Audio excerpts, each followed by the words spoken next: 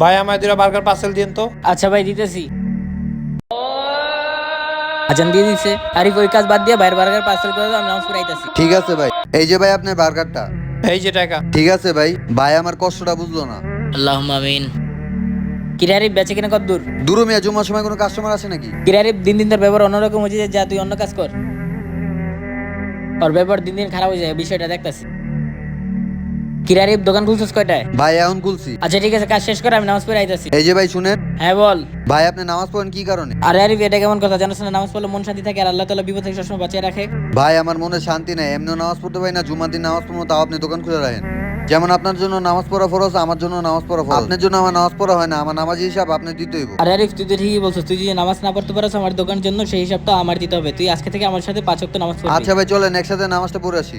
আমরা মুসলিম, আমাদের জন্য নামাজ পড়া ফরজ। আল্লাহ তাআলা আমাদের সবাইকে 5 ওয়াক্ত নামাজ পড়ার তৌফিক দান করুক।